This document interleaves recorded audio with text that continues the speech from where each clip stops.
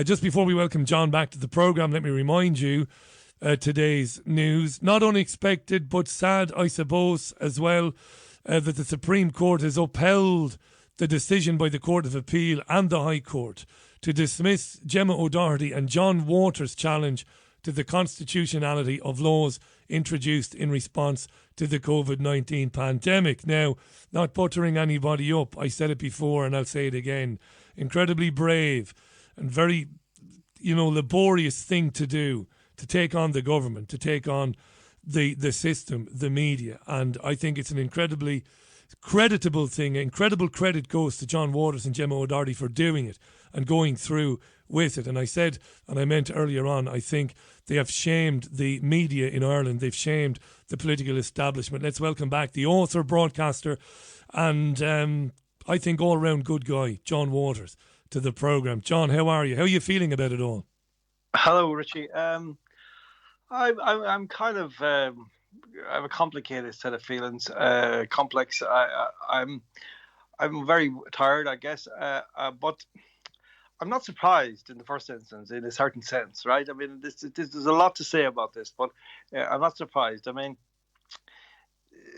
I have to step delicately here, but if you remember way back in the 80s, a famous judgment by Lord Justice Denning, in which he talked in the Birmingham 6 case, in which he was, if you remember, those men had been wrong, as it turned out, and indeed as we knew at the time, had been wrongfully convicted of the Birmingham bombing. And in an appeal, Denning dismissed the appeal, and when he dismissed it, he made this very strange commentary, which was, he said that if something like this, so it's not exactly this, but it's something like this, that, if this appeal was to be upheld, well, then that would mean, that the police was corrupt and the DPP were corrupt and, the courts were corrupt and so on and so on and so on, right?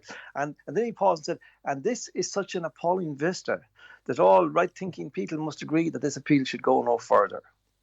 Now, that's a very interesting kind of construction, because the first thing you'd think of is that what he's saying is, what he's saying is that, those people can't all be wrong. They can't be all corrupt. Therefore, these guys must be guilty. But that's actually not what he was saying. No. What he was saying is that actually, even if they are innocent, we cannot, in order just to free them in the name of justice, convict the entire British establishment of corruption. That would be unthinkable. Yeah. And that's where we are here in this case, Richie, because if John Waters and Gemma O'Doherty were to get leave to appeal after the High Court and the Court of Appeal had shut them down, that would mean that there was a really serious danger of political collusion, of the courts functioning as goalkeepers for the government to protect it from members of the public seeking to challenge to prosecute their constitutional rights, and to actually force an illegal scrutiny of what actually happened in March and April of 2020, when the Constitution of Ireland was totally suspended to all intents and purposes. That's right. Because there's a lot of stuff in the Constitution, but we're talking here about fundamental rights, which are really condensed into 5 articles 40 to 44, and they are the most everything that the human person does: to speak to each other, to walk down the street, to meet, to be in your home in private and be left alone, and so on and so on and so on. Go to mass, go to religious ceremony, pray in public, all that.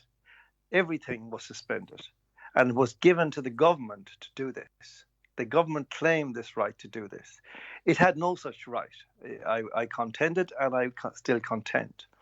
And yet, even this very week, Richie, in fact, very ominously on Monday, I heard that the government was now contemplating cranking it all up again.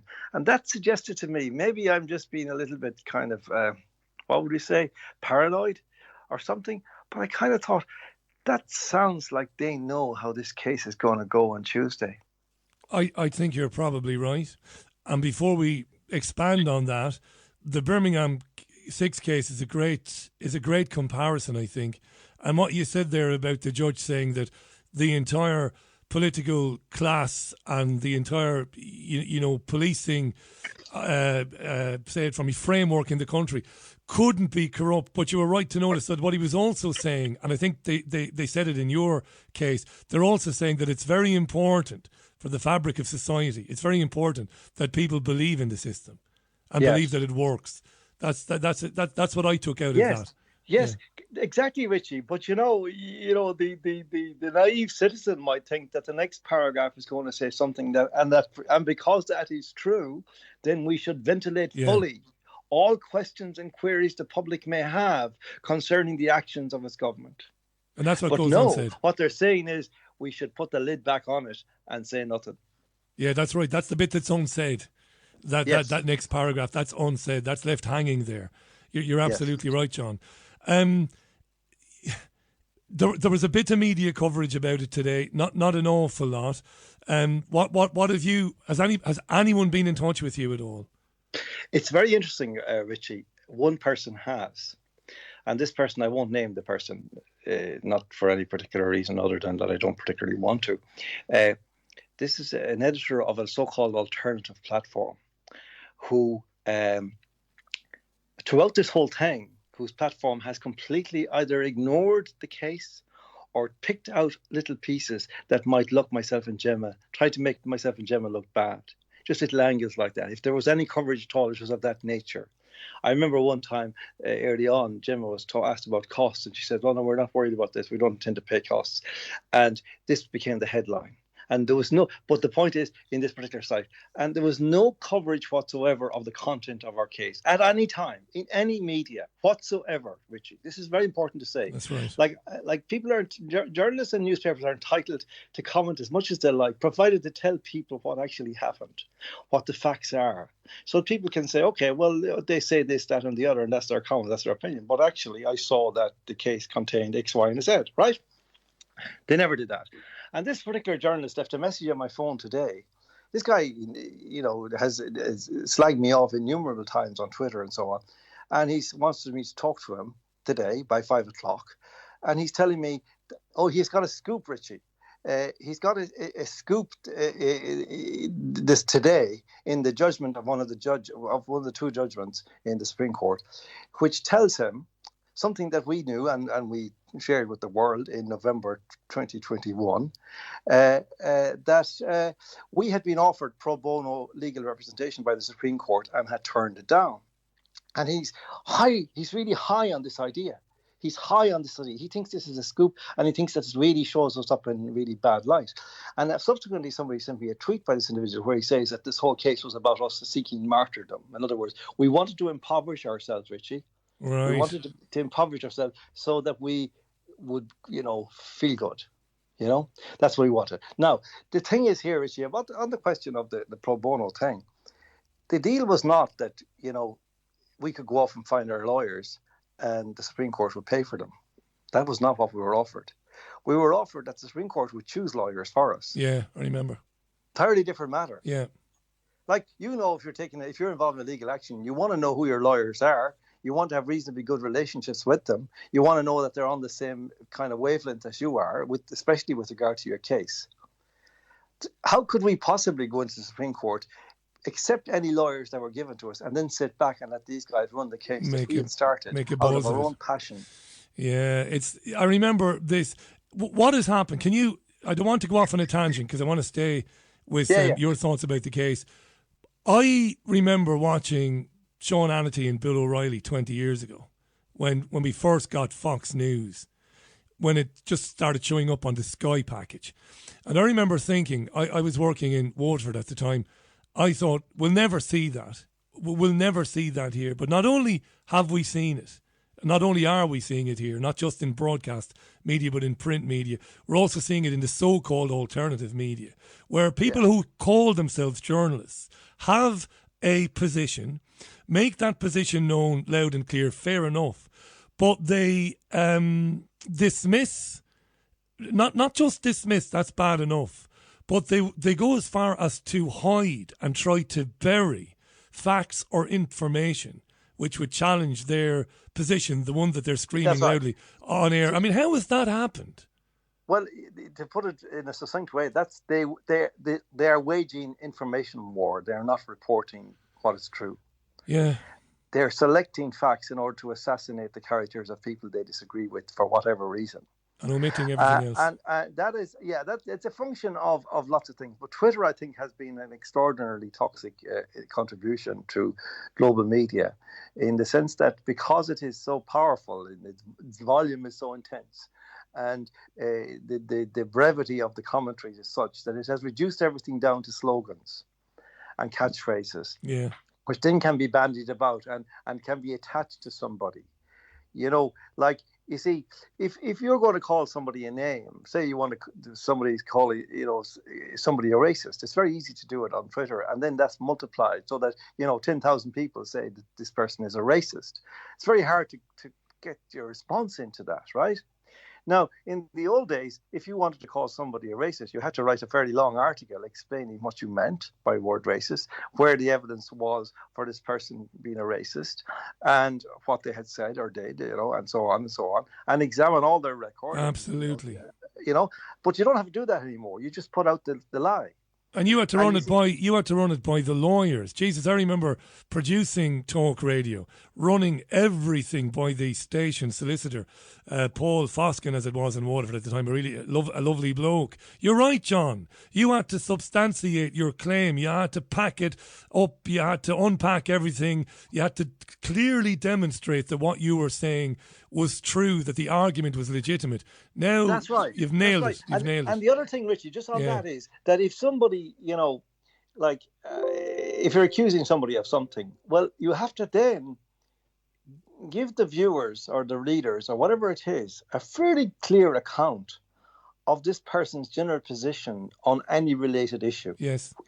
Just in case there might be some ameliorating or mitigating factor which you're not actually allowing for in your accusation. So therefore you have to say, well, okay, he's a racist, but he's married to a black woman. Right, yes. You see? Or to take a very crude example. No, I know what you mean, right? yeah. But you can't just say it and leave out that fact, because you're going to be screwed if you do. But you can't, it seems. You see, one of the things about this is that the whole kind of Wild West dimension of the internet, which we're only now beginning to catch up on, and not in a good way, actually, funnily enough. The regulation is not going to come in a way that might actually put a rein on all the toxic voices. It's actually going to give further rein to all these toxic voices and constrain anybody really who wants to respond. Pretty much, that's the way I see it all going. Where this Wild West kind of syndrome, where you could basically say anything, and if somebody went to a lawyer, they said, well, that's the internet, you can't do anything about it. That's Twitter, that's just Twitter. And people would say that. I found that actually very disingenuously among certain people. If something terrible was said about somebody on Twitter, and you said to a person who agreed with it and with what was said, but more or less, even though they knew it was toxic and so on, they would say, well, that's just Twitter. Whereas if it was somebody that they were seeking to defend, they would be horrified. They would be absolutely outraged. They would. Let me ask you an important question on that now. As a man whose byline appeared in great newspapers when they were great, let me ask you this. Should Twitter, Facebook and Instagram be bound by the same laws or rules or standards as newspapers? The obvious question I'm asking is, should they be considered as publishers? You're the right man to ask, because you've been defamed on Twitter so many times. Lies have been told. Yeah, I think it's absolutely the case that they should be. There's a big argument in relation to different things. I mean, there's actually a stronger argument to the contrary in the relation to live radio, for example, which is what you do. That if I start blurting out an accusation against somebody to you now, I don't know what mechanism you have for delays or if any, but if you don't, then you're in the soup as well as I am. If I say something over the line, right? Yeah. And that's unfair to you, in my opinion. And that's an unfair aspect of the live radio dimension. But I don't think the same can be said of Twitter, because they're able to censor everybody that they don't agree with. Very quickly.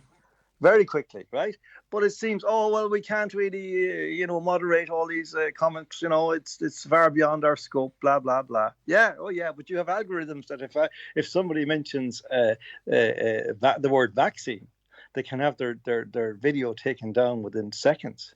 Yeah, and they might end up losing their job if they dare to say something like only men have penises and women Yeah. don't have penises. Yeah, yeah. There's an interesting aspect of this, Richie, which I would refer to, and just to say this, like that, I think that the kind of hands-off approach that has been taken with the internet for the last 20 years.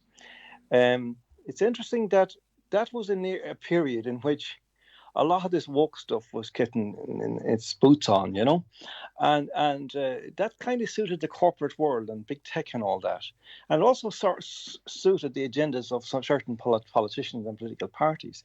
So I think there was a certain element of turning a blind eye to all of that excess for all those years because they approved of the agendas that were being promoted and which were, being prosecuted using toxic technologies and so on. Whereas now they more or less achieved what they wanted, and now they're beginning to tighten the screws on anybody who might actually be able to respond. And it's very interesting, that there are certain technologies which go with what are loosely called right and left. I don't necessarily think those are great useful categories anymore. But for example, you say, well, Twitter is very definitely a left-wing kind of leaning mechanism. It suits that kind of ideological kind of messaging.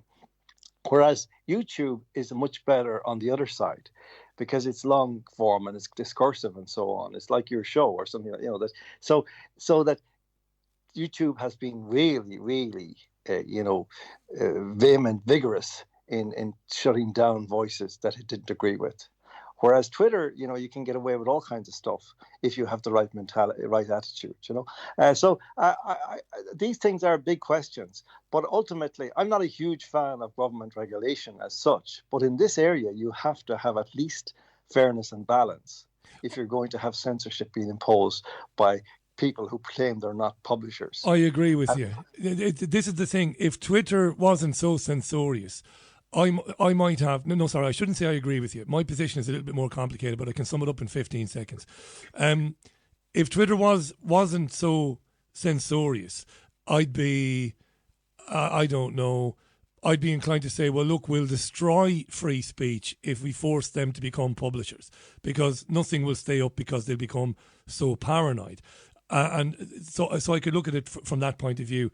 But there's an example. A Premier League footballer has been arrested on suspicion of rape. And yesterday, Twitter was full of posts from people alleging it was an Arsenal player who, it turns out, is not the guy who is being arrested. I mean, that's dangerous stuff, that. Very dangerous. Yeah. Very dangerous. And they should not be. I mean, look, if I was an editor of a magazine and was away on my holidays and somebody put that in the magazine and I came back, I'd be apoplectic. Well, they'd be gone. You can't do things like that. It's just absolutely reckless. But Twitter do it all the time because there's no check on them whatsoever. So I think that all this stuff is the problem is that politics has become so toxic now that given that they would be the ones instigating the regulation, one would have to be immediately suspicious of their agendas. Well, they've said it here. Can we stay on that theme just before I move it to there, because this is really interesting. You're listening to John Waters, who's an Irish writer, author and broadcaster whom we're very fond of. Those of us that are, of a certain age, over 40, that know what it was like to read good columns in the broadsheet newspapers back in the day. John and Gemma O'Doherty were denied the right to challenge the constitutionality of lockdowns. They were denied by the High Court and then by the Court of Appeal. They took it to the Supreme Court, and the Supreme Court has dismissed them 6-1. We might come back to the one judge who was kind of in your favour. We've got to come back to that in a few minutes. That's very, very important, Richie. No doubt about that. But I'm lost now for a minute. Where was I going? Where were we going to go? We're going to go on the regulation and all that. Well kind done. of stuff. Thank you very much. Right, so we have the online harms bill that's coming in here, which proposes ultimately the worst sanctions in it might see somebody jailed for criticising vaccines if they didn't shut up and not interfere with people going to roll their sleeves up for a vaccine. So the online harms bill, am I to understand that the government in Ireland is involved in something similar, or is putting together something similar, a bill? Yes, it is, for certainly. There's what is called hate speech legislation and disinformation legislation, I gather, which means exactly that. And when you actually rinse that all down, what you're actually talking about is pure fascism. And I mean that literally. I'm not using that rhetorically. Yeah. It's pure fascism in the context that it is being done at the behest of corporations who do not want their businesses subject to scrutiny. Isn't that amazing, isn't it? Here they're saying that, I've written several pieces for it. I wouldn't dream of saying articles in your presence, but I've written a couple of bits and bobs for my own website. Yeah, they want to they want to be able to take down at the speed of light, not just the posts, but basically take people offline permanently if they are posting things that are deemed to be harmful. And there's this thing that they don't want to talk about, legal but harmful. Now, this is the thing. It's legal, but it's harmful. But hang on a second. But if it's legal, well, then you don't have any right to censor the person. But no, but it's harmful. And this is this is where I don't believe, and this is not about me now, but because I'm talking to you, I don't believe that by the end of next year I'll be on air. I'm sure I won't be. I'm convinced of it. Yes, you see again, Richie. This, in my opinion, this comes down to social media and the influence it's had on the reductionism of social media, and the way that it kind of manages to rinse. It really attacks people's.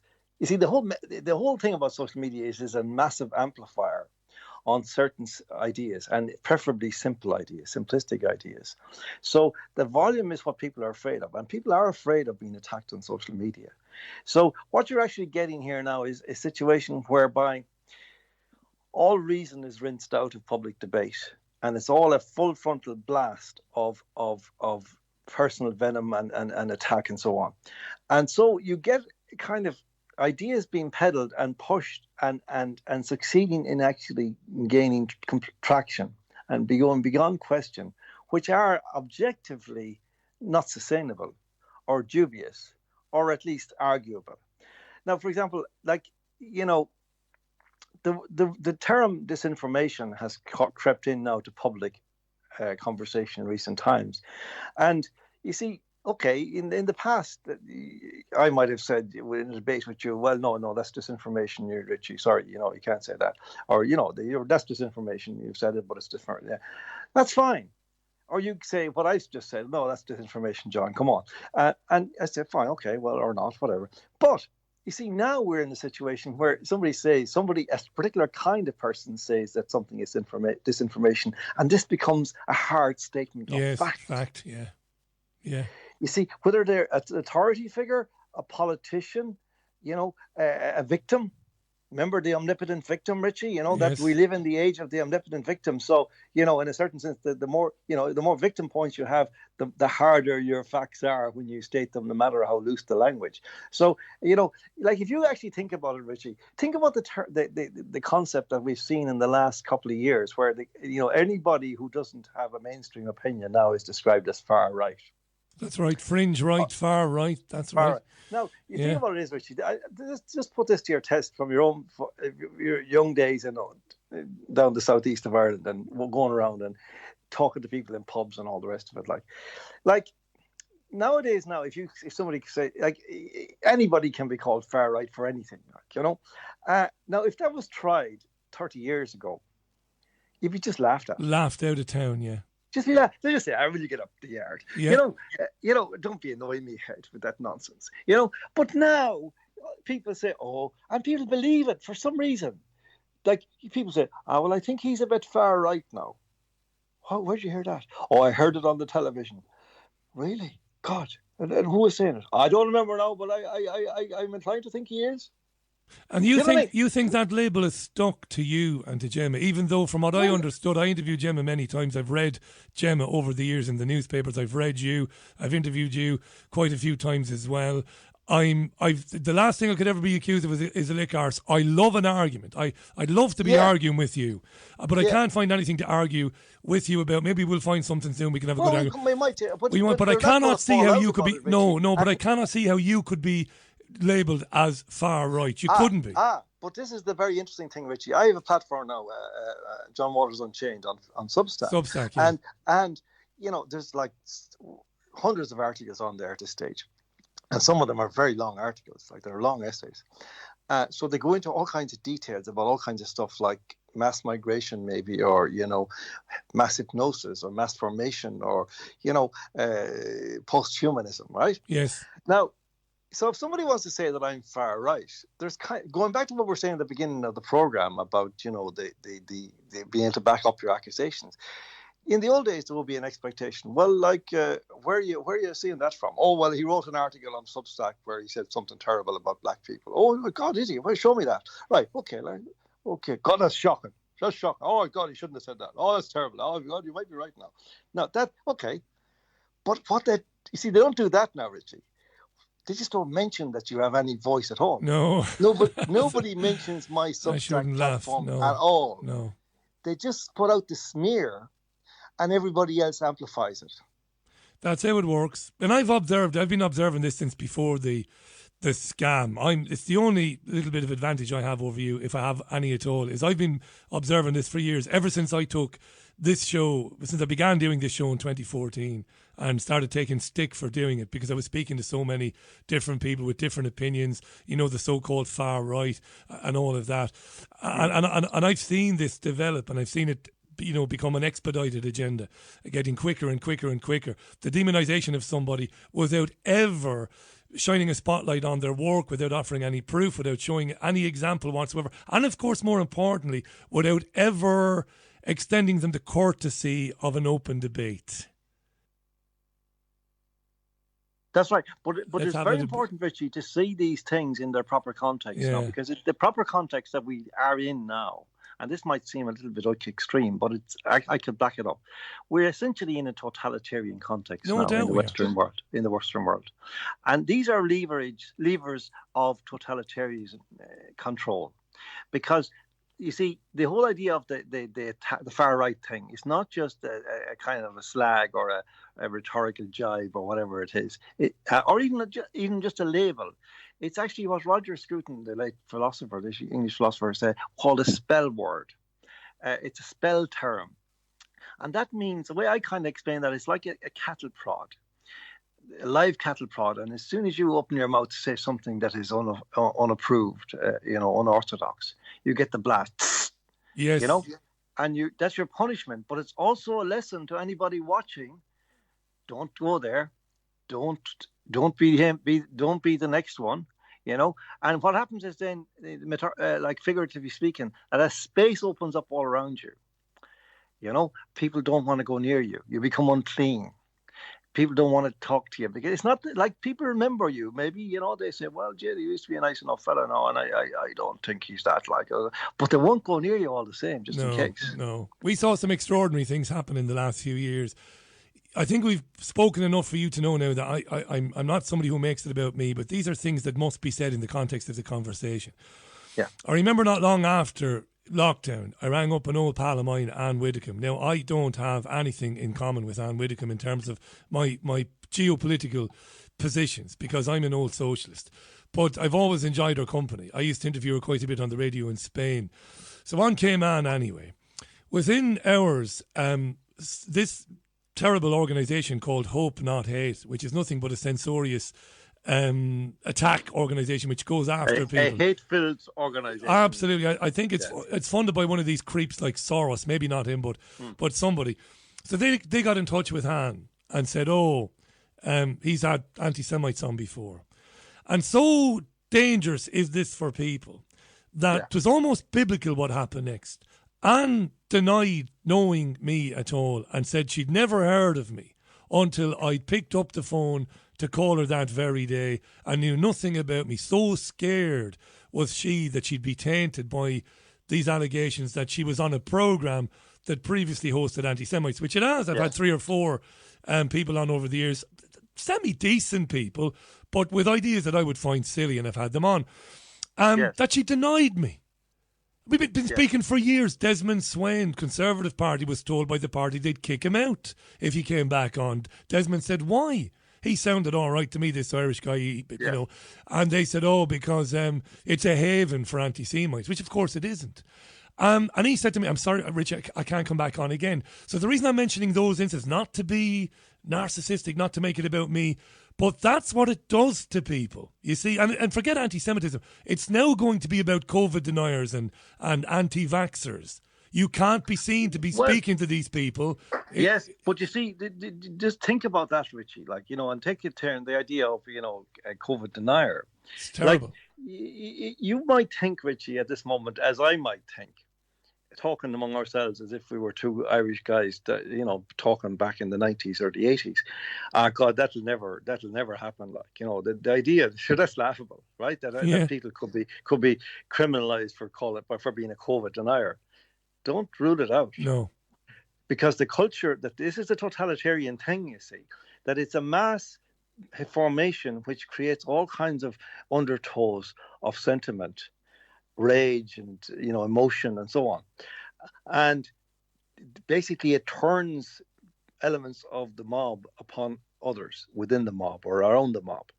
And this is what's going on now all over the place. We saw it last year in particular in relation to the vaccines, you know, where, you know, people who were not vaxxed were being demonized by politicians, lying on television and radio, saying that the unvaccinated were spreading COVID and so on. When in fact, as it turns out now, the vast majority of people who've had COVID or have COVID are vaccinated in one way or another. That's right. But they don't tell you that. And so therefore, you know, to be a COVID denier is to risk lives. You know, you're a quasi murderer. Like, you know, this is the logic, if it can be called logic. And this is in the climate that we're heading into. In fact, we're well into it now. It's a terrifying place. And I've been talking. There's a brilliant Belgian psychologist called Matthias Desmet, who is a young guy who's been talking about this for the last year or so. And it's what he's saying, if you listen to him carefully, is that we could be on the verge of creating a Bolshevik kind of situation in our countries, where you could end up with somebody like Joe Stalin. That's where we're going, unless we're very careful with all this stuff, because you can see the elements of it, the rages, the hatred. People who, have you ever noticed that people who call other people, you know, say that they hate criminals and so on, they're full of hate themselves. Look at them. Look at the pro-trans supporters who attack women in city centres. There was an incident in Manchester, not a mile from where I am now, where the Pankhurst statue, you had women standing there saying, listen, spaces for women, like real women that don't have a penis and a 5 o'clock shadow, please. And they were attacked by these lunatics who were accusing them of hate speech. The lunatics were screaming, and that's a great point you just made. The faces, the eyes are full of venom, spitting venom, screaming at people. Yes. Yeah. And what actually happens in our societies now, for all kinds of complex reasons, we don't really have the time to go into this, how this works, the mechanics of it. But what you find increasingly, Richie, is that authorities, whether it's political, policing, judicial, whatever it may be, tend to side with these hate mongers against anybody who is touched by the cattle prod. Yeah. Do you know what I mean? Yeah. Like, you wouldn't think that it's possible that you could end up with a judge and that, you know, some guard or police officer might say, well, this man is far right. And that the judge would gasp and say, what? Far right? Oh my God, 6 years. That's newspeak. That's not impossible. No, it's not. Is that an example, do you think, of what Orwell was trying to say when he wrote about newspeak? Like terms like hate speech. That's newspeak, isn't it? Yes, it is. Yeah, it's the definition of it. Yeah, it is. It's a magical use of language, and I use the word magical in a kind of a neutral way, because magic is generally thought of as a positive thing. You know, it's for kids and magic shows and all that. But in this context, there's a dark side to it, and language is intrinsically magical, and you can change the world with language and speech and oratory and so on. But this is an example of it being used, as I say, as a weapon, as an instrument, really. I mean, it's not true, sticks and stones and all that may break my bones, but words will never hurt me. That actually ain't true anymore. With the spell word, it's not true. The spell word can destroy your life, can put you in jail, can actually, be unanswerable in the procedures that are being set in place now, where people can be accused on the basis of somebody's subjective opinion of offence. That's right. The taking offence. I mean, we've heard a million times in our lives, offence is given, not taken. Well, that ain't true anymore either. If the laws in Ireland that they've been trying to bring in Ireland, that the one I know because I've written about it, and I'm not sure exactly how this stands, but what they were actually trying to bring in was, I haven't looked at it recently, but the last time I checked, about a year ago, looking into this in detail, essentially what they were setting up was a law whereby anybody could accuse you on the basis of hearing you say something which offended them, or which they observed to have offended another person, and that would become a hate crime. And it wouldn't actually matter whether or not the person who was allegedly offended had any opinion on the matter whatsoever. If the observer, the witness, thought that you had offended them, or what you said was offensive to them, that would be sufficient evidence for the court. Where are the legal scholars gone? Are there any left? We used to have learned law people, senior people who'd been around. They passed the bar 45 years ago. Where's the outrage? Very interesting question, Richie. And I kind of have a very broad stroke answer to it. And it's not just about lawyers. It's about all of those kind of what you might call, what are increasingly now liberal professions, shall we say. That lawyers, generally speaking, are liberals, leftly liberals, generally. As are, celebrities of various kinds, actors and artists and poets and all the rest of it. They're nearly all have the same views, right? And I wrote an article there during the week about this, because liberalism, we think of it as freedom. Liberalism is to do with liberty, which is to do with freedom, hasn't it? But actually, what we found in our time was that liberals are much more interested in changing humanity than they are of rendering it free. In fact, they don't really like freedom at all. And in fact, we've seen in the COVID thing that liberals are the most fascistic in their approach to the measures and so on. They're the ones who demand more and more lockdowns and restrictions and so on.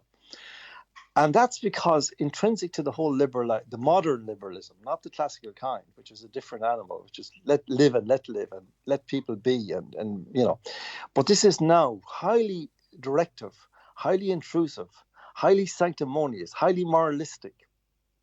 And it wants to change your mind about certain things. And if you refuse to change your mind, then you're in big trouble with these people. And they have a hell of a lot of power.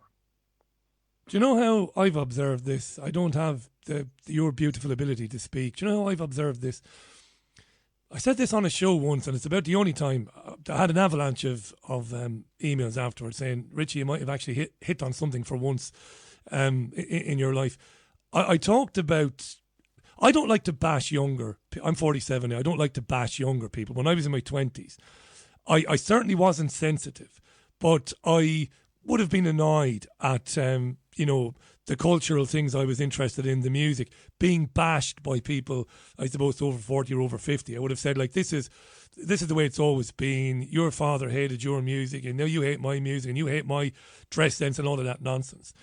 Yeah. I'm observing 20-somethings now, and I think social media has been kind of a part of this. Education, definitely. They are convincing legions of younger people that it is their entitlement to go through life without ever hearing or seeing anything which offends them or which hurts their feelings. Now, they're selling that to them as liberation. That's being sold as liberation. Like, this is when I'm finished in a second, feel free to shoot this down. But I think they're saying to kids, you have a human right not to be hurt, to hear, to see something which you find to be wrong. Therefore, you should be protected from it.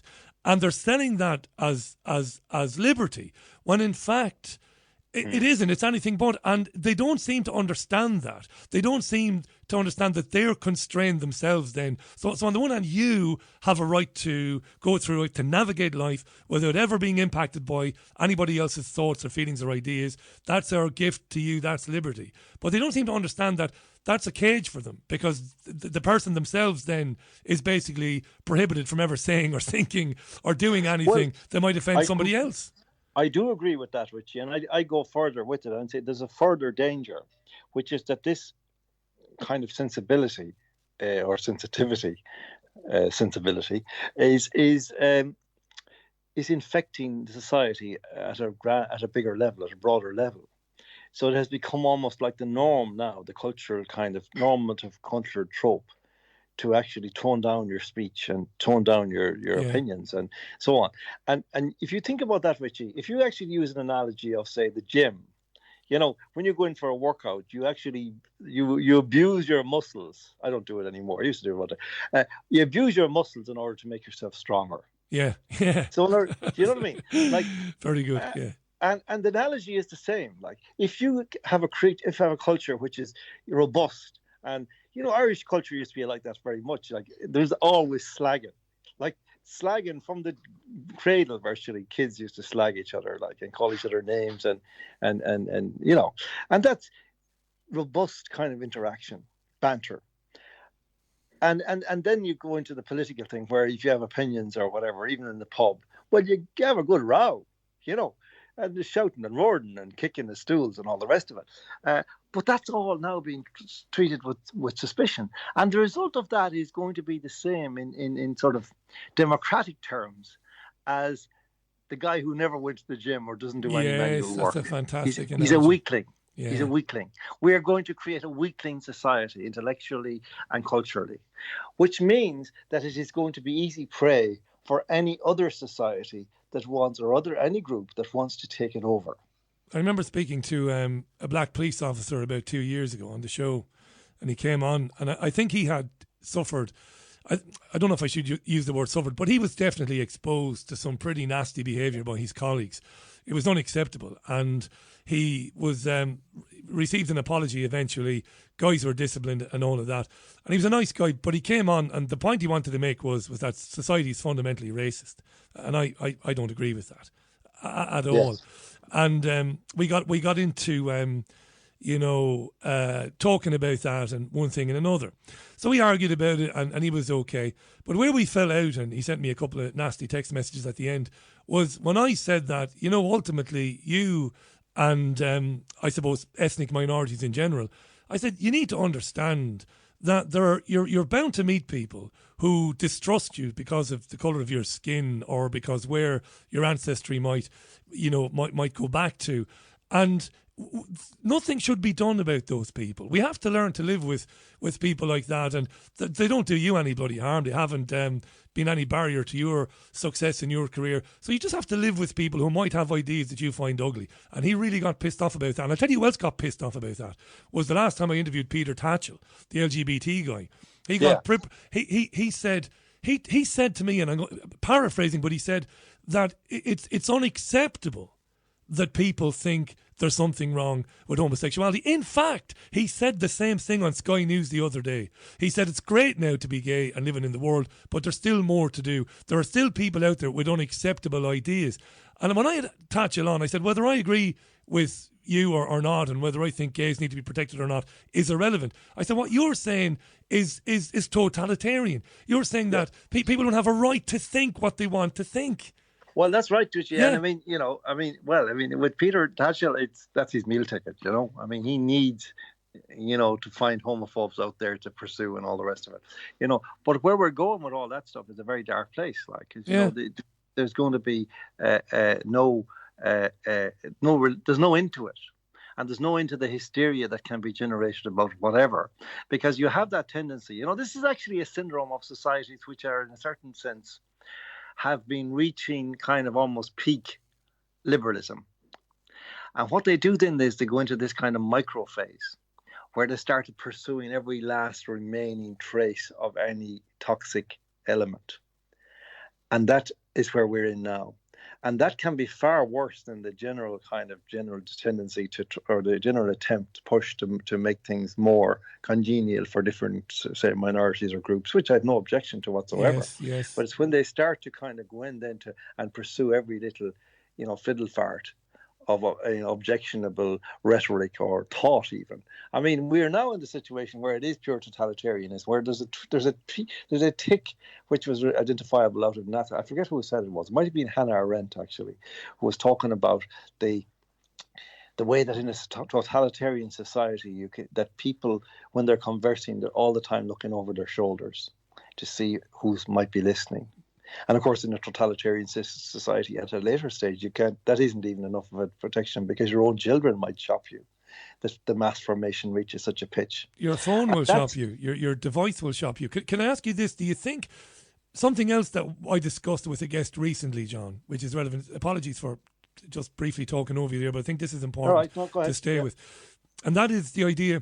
Once upon a time, it was quite rightly acceptable. Damn right, it was acceptable not to have an opinion. It was acceptable. I might say to you some years ago, John, what do you think of gay pride, or forget gay pride? John, what do you think of Tremor in Waterford is taking in quite a few asylum seekers from Western Africa? Now, it was absolutely damn right acceptable that you had the right to go, I'd rather not say, or Richie, I don't get into politics and stuff like that. I keep that sort of stuff to myself. That is being removed, that right to keep your thoughts to yourself. And I believe in the future, I don't mean physical passports, but records will be kept on people. So there might be a computer database somewhere, and John Waters is there, and you got John with his lovely long hair and his beard. So John is there, and underneath it is a little file about you, a little report. Climate change, believer. COVID, believer. Trans women are women, and there might be a question mark. Well, Richie, yeah. I mean, but consider the fact that, as I understand it, Scotland now already has a law whereby you can be prosecuted for something that a third party reports you as having said in your own home. That's right. Now, you just stop there, right? First of all, I say 20 years ago, that was inconceivable, right? We'll agree on that, right? Yep. Inconceivable. Okay. At the moment, you would say it's inconceivable that in the future the following might happen. At the moment, Richie, if you have an iPhone, as I understand it, I'm not technical in this sense, but I gather there's something like 5 microphones in your average iPhone, right? Yeah. Who's listening at the end of that, if they're listening, or what's happening to that material? We do not know. But we have to allow for the possibility that at some point in the future it will be recovered in some place which may not have our best interest at heart, and that whatever we say in our own home will then be transcribed and may be used in a process to incriminate us in some way.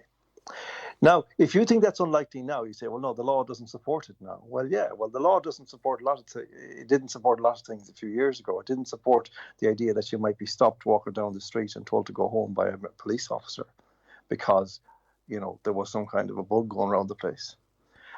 For example, we have a popular thing coming in Ireland in the very near future where they're going to have a referendum to, as they put it, delimit private property, which means that they will have the right, if they win the referendum, which of course they will because they'll fix it, that they have the right to basically take your property. So the idea that that'll never happen, it's time we got rid of that one, Can I just jump in there? Do you know that delimiting property? Do you know what that's really about? That, in my opinion, I should say. Yes. It's about climate change. They want to say that homes are irredeemable. Is there such a word, irredeemable? Yeah. Oh, yeah. Yeah, they're going to say that this home is irredeemable. You can't do anything with it. You can't. It's too energy thirsty, this particular home. I know what's going to happen here. Go ahead. We take it from you. We sell it for a song to an oligarch. He togs it out with the highest quality of whatever insulation. Yeah. And then it's rented back to you because you'll own nothing, but you'll be happy. But you'll be happy, yeah. That's right. We bought a house in Salford some 3 years or so ago. It's a 120-year-old house, and I've been told by people in the know, people I trust, that in a few years, Richie, it's houses like yours are going to come for. They're going to say the housing stock is too old. It's just not modern enough. and they're going to say it's got to be demolished. Tough shit, Paddy, is what they're going to say. It's got to be demolished. That's right. No, you see, we're in complete free fall now Yeah. in terms of possibility, politically speaking, and ethics are gone out the window, morality is gone out the window. The rule of law is pretty much gone out the window, which is what we discovered again today. But that's where we are, Richie, and the other thing about all this kind of eavesdropping and stuff, and the thought crime business, which again Orwell predicted, is that they'll be able to read. They reckon they may already be able to do this, basically to read your mind and monitor your dreams. So if your dreams have problematic elements in them, you may be called to answer for that as well. Who knows? Who knows where we're going? JohnWaters.substack.com. JohnWaters.substack.com. You're listening to one of the last great broadsheet writers, John Waters, and authors. Check out his books.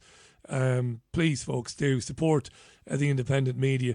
6 out of 7 Supreme Court judges this morning upheld the Court of Appeal and the High Court, because the Court of Appeal and the High Court said to John and Gemma, you don't have the right to challenge the constitutionality of lockdowns. One dissented and said that he on certain grounds or under certain conditions he would have supported you and Gemma. Tell us more about that. Well, okay. Well, first of all, the 6 broke down. I mean, there was 2 judgments. Okay, one which 6 judges signed up to. It was written by the Chief Justice, and that was against us. The other was written by another judge, a man called Jared Hogan, Mr. Justice Jared Hogan, who just 6 months ago came back from the European Court and came in and joined the Supreme Court. And immediately when I saw him coming back, I thought, this is astonishing that he's coming. He might be in our case now, because Richie, I'm not just saying this. I mean, I've been saying this now for a long time. This is possibly one of the greatest judges who ever lived. I'm not exaggerating. He has written the textbooks in recent times about Irish law and Irish case law and jurisprudence and so on. He wrote a book about the Irish Constitution, the origins of the Irish Constitution, which is just magisterial. And I used it. I had been using it in the last 2 years in the case we were making. So I was astonished that he was in the case. Now, so the 2 judgments, I just want to tell you, Richie, just to contrast, the judgments which shoots us down. This is the appalling vista judgment, shall we say. And that is the one that finds cause to say, no, we didn't have the basis to be given judicial review. And this is interesting in all kinds of ways. But it's kind of a little bit of sleight of hand, and that's what we kind of expected, because if you tackle these questions head on in a kind of a human oriented way and think about the lockdown as an imposition and then say, okay, well, but was there a pandemic or wasn't there? But nevertheless, that's the language that I would say would be appropriate to always, was this right? Was it wrong? Did it do damage? Did it do more damage? Was it greater? Was the cure worse than the disease? These are the questions, right? And they're the questions that were implicit in our case, because we were there at the beginning. In April, 15th of April, we submitted our case, and we were basically saying, look, we have a constitution. Where is it? Can we not? Why can't we walk down the street without being molested by police officers? And harassed. Now. But it seems to me that, the government, remembering this, Richie, with all due respect to all concerned, that the judiciary is 1/3, and the Supreme Court, in effect, is 1/3 of the constitutional government of the country formerly known as the Republic of Ireland, shall we say. And now they have a thing called separation of powers, which, different interpretations, and some people say that's because they have to keep them kind of honest, but other people say, well, it's kind of a hands-off kind of thing. Don't get involved don't cross the line into our territory, which is more and more what it seems to mean to these guys. Anyway, the judgment of the Chief Justice and the others is really focusing on quite technical things. I mean, it's basically where it kicks us out is on the proportionality question, which is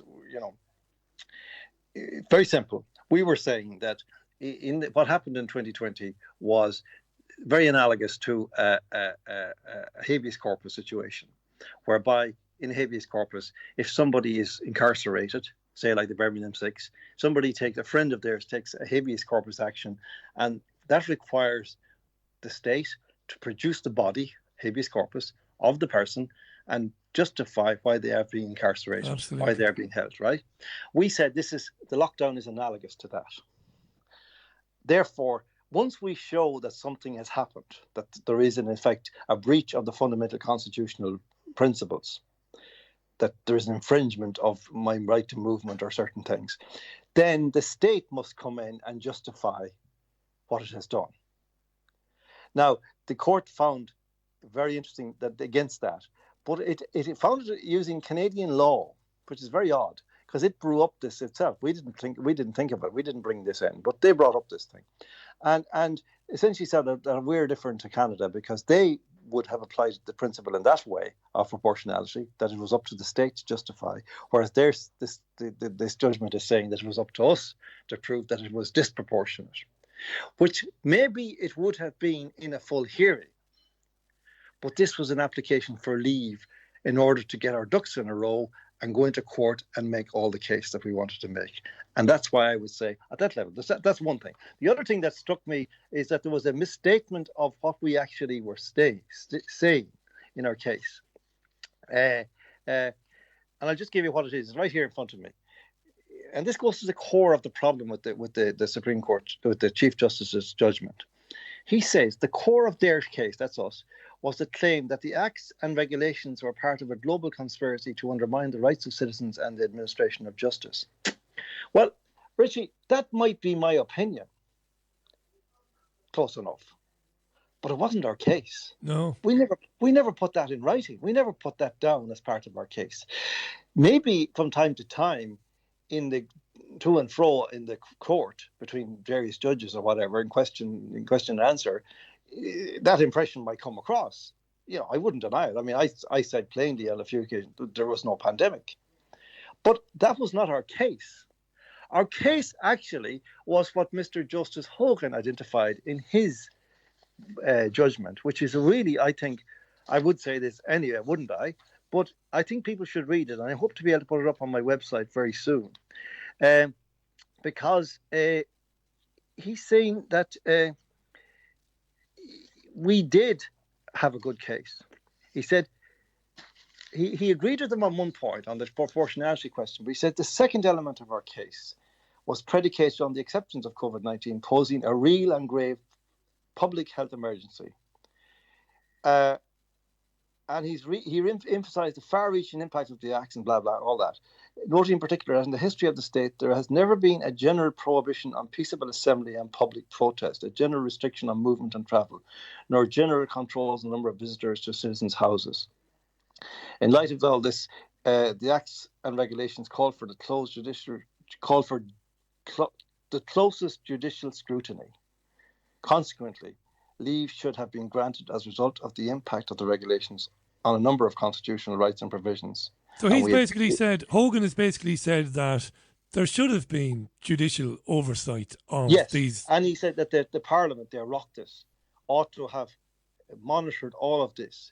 And he also said that, yes, maybe there was justification, and I wouldn't necessarily disagree with this, that on a short-term basis, if there was a real fear of a pandemic. Now, what he mentions the date of July the 1st. He says up to July the 1st, it might well be argued that this was not disproportionate.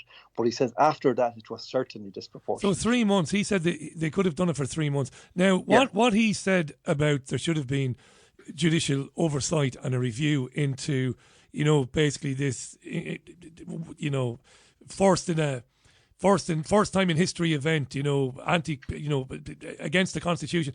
That should be in the papers tomorrow. Most newspapers should pick up that and say that this judge. Well, no, they won't. No, I know they won't. I know I'm harping on about the same stupid point, but that's a win.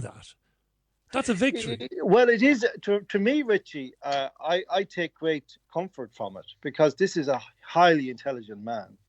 I know he doesn't spare us necessarily, giving us the odd kick along the way. I'm not saying that he does. He says that we're a bit over the top in some of our pronouncements and things, and I wouldn't deny that because in the heat of the moment, when you're, when the blood is up, you're inclined to go a little bit over the top, we're not trained lawyers, we're not trained jurists, but at the same time, he what I would say about him, Richie, it's not what actually comes across from this man is not that he's a great lawyer, and he is, but that he's actually a pretty good human being, that he actually understands what the problem is. Yeah. And the strange thing is, Richie, I have to say this, that I thought when on the day in the court that he might have been the most Covidian of all the judges, because he was wearing a mask almost throughout. But that went against my earlier impression of him, that he was a highly objective person. But this is a brilliant judgment. Like he says, I'll just read you a section here where he's talking about the inviolability of the family home, of the home.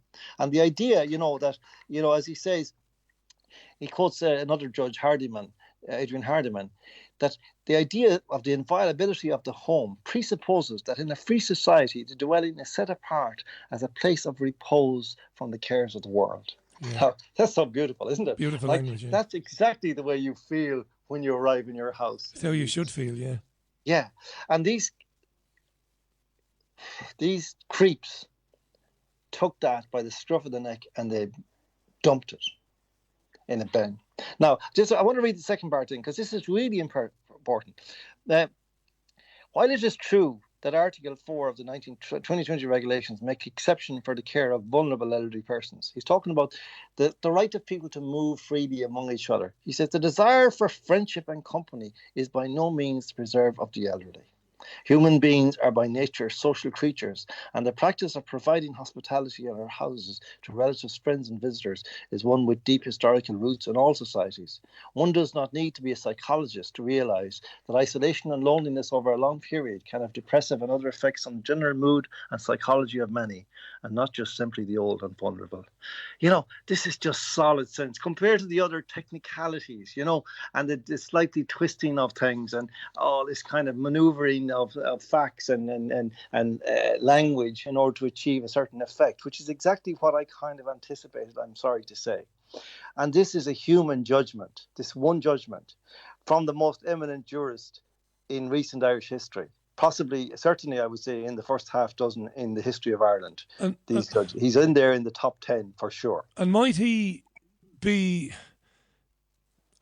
an ally? And by an ally, I don't mean necessarily of yours and Gemma's, but if this stuff is ramped up again in the way we think it might be, I don't know well, he's on the Supreme Court now. I mean, is he somebody who could be petitioned in the future? I don't know. If they tried it again.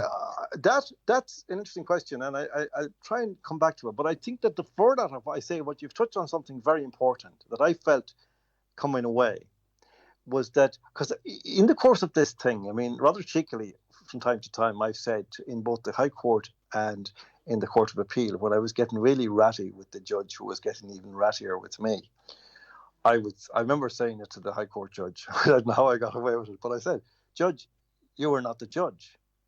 History is the judge. History will be the judge. And I said the same thing in the Court of Appeal. And this, it seems to me, is that of all those judges, those 7 judges, the only one who can be certain that he can sleep easy with an easy conscience, given where we are now and where you know and I know we are now. Yeah. With the consequences economic that are about to unfold, the food shortage, which are all down to the lockdowns, the vax deaths, the die-off, the injuries, the appalling, all of the things that are happening and going to happen, that I wouldn't like to be one of the other 6 judges who have had this opportunity to, as it were, do a Julius Caesar, say, well, it's not our problem now. It's down to the courts again. And, all they had to do, you see, this is the thing, Richie, about this, that this is an application for leave. That's all it is. We didn't even get into the court in terms of making a substantive case, even though the judgment is as if the whole case had been heard and that it had all been put before the court, or should have been. Well, of course it shouldn't have been, because that if it had been and if it could have been, there wouldn't have been any need to have a full hearing subsequently, But we're here now, and you see, we're like, this is such a small thing, and yet you kind of forget that it's gone on so long and there's been so much paper used that it's almost as if that we were actually all the time talking about the substantive issue. And But what we were talking about, Richie, was what always happens in these cases is the judge picks up your papers. You might have, say, 30 foolscap pages in a file, and he flicks through it. He might read the first 3 pages, he skips the next 10, he reads another 2, he reads the last 3. And he says, okay, go ahead, rubber stamp, you're done, you're out of here. We'll set a date, whatever, come back in next week or whatever. Yeah. Now further, if we look, and Gemma did this and she looked into this, there have been innumerable judicial reviews over the last couple of years for all kinds of things to do with the lockdown. Not the substantive issues as such, but personal grievances and so on. People who say, there's one woman who I think she went back to Lithuania or somewhere, and her social welfare was cut off while she was away. She was going off for a holiday, and when she got back, her social welfare was cut off, and she took an action on that basis, and she got the judicial review. I don't know if the case has come up yet or if she won it, but she got the judicial review on the nod. We were actually fighting for the most fundamental rights of human beings in Ireland. And it took us 27 months to get a no, an absolute no, having been to every level of the courts. When in fact, this could have been sorted out. Okay, let's fight it out in the High Court. Let all this happen in the High Court. They didn't want us to get into court even. No, and that's what people might not understand today. It's very good that you reiterated that, because it's gone on now for so long and you've been to the Supreme Court. It's good to point out to listeners that they didn't get to make the argument. That's the whole point here. They didn't get to go to the High Court to challenge the constitutionality of the lockdown. Ultimately, the Supreme Court upheld the Court of Appeal. You see, Richie, like, this is why Hogan's judgment is so good, because it resonates with what is essentially our case. Yeah. Rhetorically, it was just like, for God's sake, can they do this? Should they be allowed to do it? I hate to. I'm not cutting you off now. We're 23 minutes. If you want to stay with me for another 10 before we finish, you're welcome to do that. I'm delighted to have you on. I love having you on. But I didn't interrupt you 15 minutes ago because I would have been wrong to, because what you were saying was vital. But there is some pretty serious news developing here in the UK. The Chancellor of the Exchequer, Rishi Sunak, and Sajid Javid, the Health Secretary, have resigned from the government. They've resigned from the cabinet, saying that they can't, in good conscience, support Boris Johnson. The leader of the Labour Party, a guy called Keir Starmer, I'm not saying this to you, I know you know this, is now urging the cabinet to remove Boris Johnson. And that will be the second time in 10 years that I'm right, because my feeling, John, here is that whatever is pushing, or whomever is pushing these agendas, I believe that their next move is a change of government. I believe Labour and the Lib Dems will form a coalition government next, and they will take the agenda on further still. But I don't believe it'll be Keir Starmer. I think what we're going to have now is Johnson will be gone by tomorrow. Yes. There will be a 3-month navel-gazing Conservative Party leadership contest. At the end of that, there'll be a general election. Sometime in the autumn, there'll be a general election.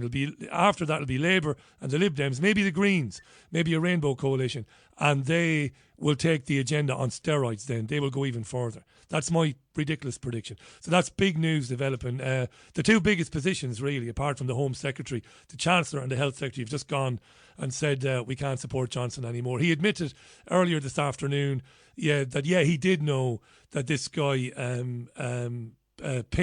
Chris Pinch, is it Chris Pinch or Chris Pinchman? That he did know that there were allegations about this guy, sexual impropriety. That he did know there was rumours about the guy before he gave him the deputy chief whip job. It must be inevitable, John, that tomorrow morning Johnson, if he doesn't go tonight, he'll be gone tomorrow. That's kind of been on the card since that no confidence vote, because that was so close when you consider all the various aspects of it. You know, the fact that, I think about 100 of the MPs were either in the government or, somehow tied in, so they would have voted for it. So the rest broke down about 50-50. And once that happens, it's kind of inevitable that that's it, your time is up. It's only a matter of when. And this is obviously the final straw now, it's done. And I think, he will be gone. I'm personally not sorry. I kind of used to have a certain warm feeling for Johnson when he was a journalist. He was very funny and very clever journalist. But as a Prime Minister, he's been shocking, I think. Absolutely shocking, yeah. Yeah, as much as anybody else, Johnson, as much as anybody in politics, as much as anybody in the media, was adamant from day one that he wasn't going to listen to eminent scientists from Ivy League universities around the world saying that lockdowns are dreadful, that masks were useless. And a lot of backbench Tories, one or two of them who are on this programme, genuinely horrified. These are, constituency MPs who probably generally, my listeners will probably shoot me for saying this, but they're not all aware, I don't think, that there's an agenda. I think they're all useless, but they're not all aware that there's an agenda.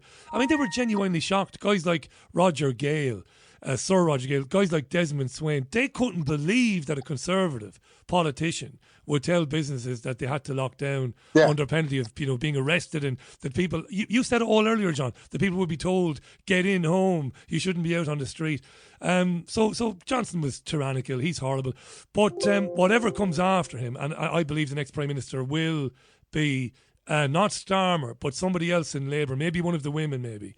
It'll be Lib Dems as well, and it'll be totalitarianism on steroids. Yeah, well, they see that's the thing, Richie. That one thing you do know now, that it doesn't really matter what the voters think or say, or that at the end of the day, the outcome will be what the secret unknowns desire. Yeah, and that person will stick the boot in when as required. And it does seem to me that we are heading back into a phase now of sticking the boot in. Interestingly, in the context of the court today, now the timing of it, I mean, it's very interesting that this court, in our case, not bringing it back, but we were told on the 15th of March that the judgment would be in 3 weeks. That's like 110 days ago or something like that. But now it comes out, and then the day before, the government is ramping up the measures and bringing back the masks and the distancing and all of that, the fourth vaccine and all this sort of stuff. You just have to wonder, you do more than wonder at this stage, you know.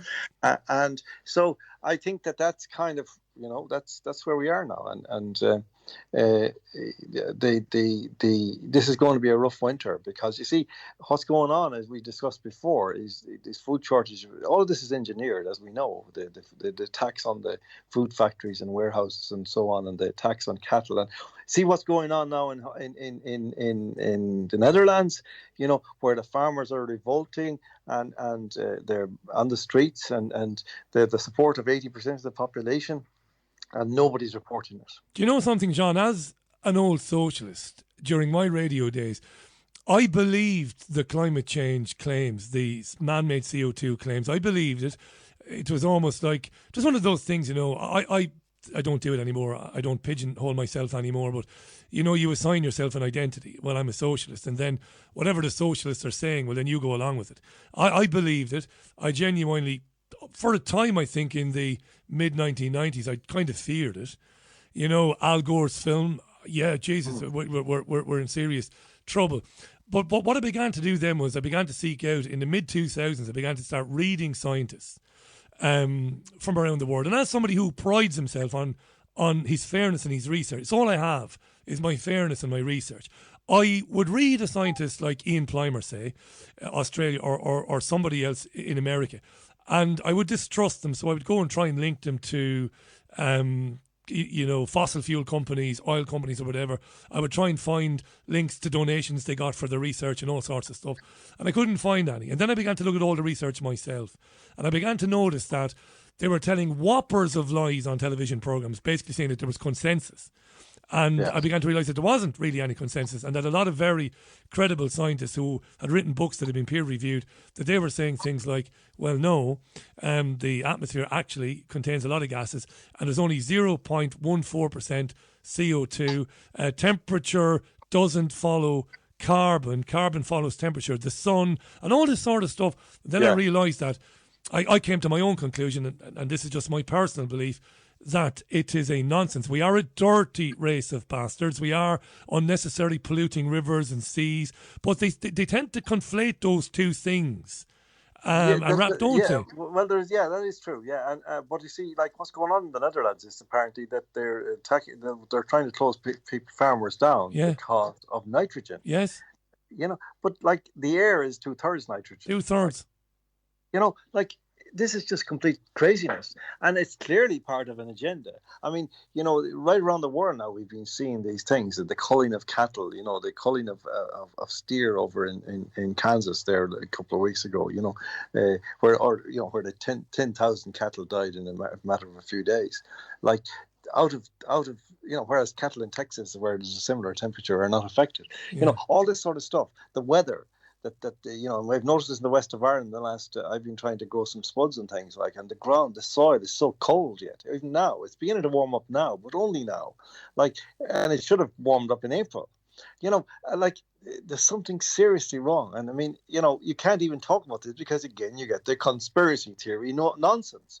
And I've talked about this before. That's another spell phrase, that it stops people looking at anything that is in any way problematic for this elite who want to control everything and plunder everything, because the term conspiracy theory is, I think I may have said to you before, like it's an invention of the CIA. That's right. And what it does, it flips the sinister elements of the word conspiracy onto the word theory. So it becomes a sinister concept. But I mean, a conspiracy. What is a conspiracy theorist? Really, Richie, is a good journalist, isn't it? Yeah.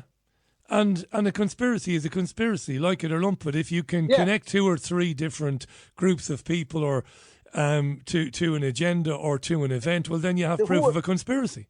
Who are the two greatest conspiracy theorists in the world ever? Arguably, now this is a big argument and there's another side to it, but Woodward and Bernstein would have been conspiracy theorists. Yeah. And they took down the President of the United States. Now that's a complicated story because there's another side to it. But you know what I mean? Like that's all good journalists in the old days used to set out to develop conspiracy theories about, if they came across evidence of a conspiracy, then they developed a theory and a basis of proving this conspiracy. That's right. But now the conspiracy theorists, they fudged in with this new word, conspiracist, because now that's a very sinister thing to be. So this is something that I try to educate people to, because you need to be able to do 2 things. First of all, you need to be able to unthink yourself, to think yourself out of these accusations, and then you need to be able to answer them. If you get an opportunity. Now, you won't get an opportunity in the kind of context that this generally happens.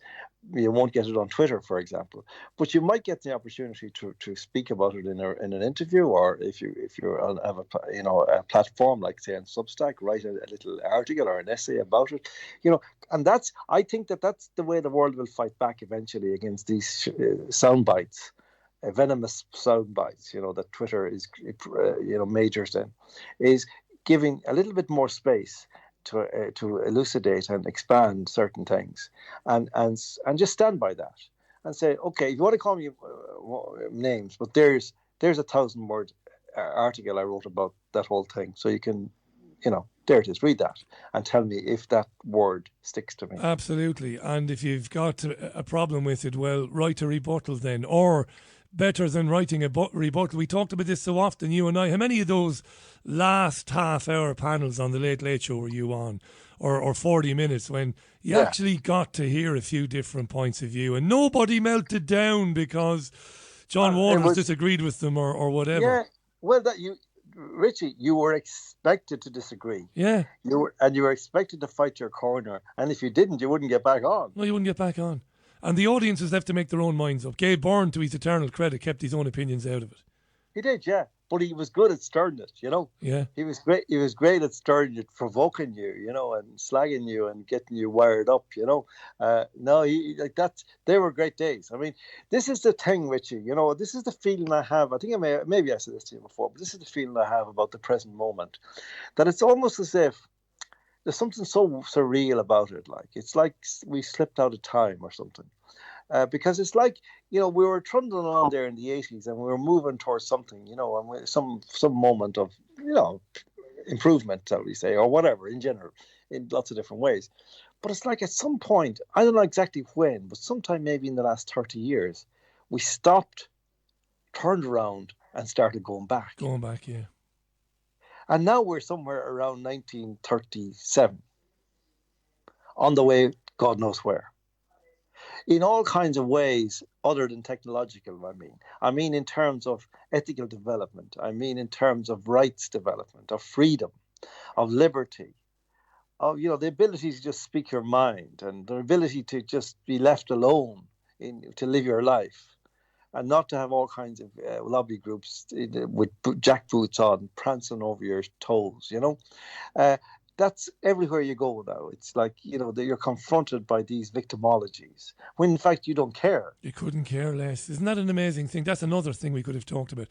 A bisexual young woman who presents for LBC said something truly extraordinary yesterday. I picked up on it and I used it in my monologue. She said the thing that hurts her the most is when she tells people her sexuality and they tell her that they don't care. She said they should care because it matters. That's how it's going to be. Can I just say, and I mean it, I don't do the soft talk, and we've never met properly to be, proper friends. We've only ever met via this. As an Irishman, I'm proud of what you and Gemma done. I mean it when I say, I hope there's a lot of ashamed people with a public profile, whether that be entertainers, whether that be politicians or broadcasters in Ireland. They should be ashamed of themselves. I think you did incredibly well. I think the dissenting judge, Mr. Hogan, I think you've had a victory there, and I think you should be proud of yourselves, both of you, and I do mean that. Yeah, well, I feel that, Richie. I mean, it's been a hard day. It's been a hard few days thinking about it, but I was very shocked in a very positive way by the fact that he was so clear, and it was very. I just finished on this fact, Richie. I noticed there were only 3 judges appeared, and the Chief Justice wasn't one of them. So another judge was reading out the Chief Justice's judgment, and when they sat down, I noticed the judge, and there was a woman judge beside him, and their body language was very telling because they were not looking at me. They were not looking my direction. I mean, there was only 2 sides to look, and they weren't looking at me, right? And then I kind of looked over at Mr. Justice Hogan, and I can only describe his demeanour as chirpy. He was smiling away, and he was shuffling his papers, and he was like almost whistling to himself. And I thought, that's strange. He's not a sadistic man, to the best of my knowledge. Yeah. So if they're going to dump on me, he's like, why is he so cheerful? Like he'd be doing the same. And that's why. Because he had a clear conscience, Richie. Because he did the right thing. You go to johnwaters.substack.com. Please bookmark John's website. There are lots and lots, hundreds of articles on there. One of the great broadsheet writers, one of the great columnists in my lifetime in our country. Thanks again. And the fact you're exhausted and you still came on here today, thanks for doing that, John. Thanks, Richie. Always a pleasure. Thank you so much. You're very welcome. God bless and bye for now. John Waters, folks, live on the Richie Allen Show, Tuesday's programme. May the road rise with him. What a great guy he is. That's pretty much it for the programme. Let me tell you the way things are going. I told you last week we're having a studio rebuild. We are.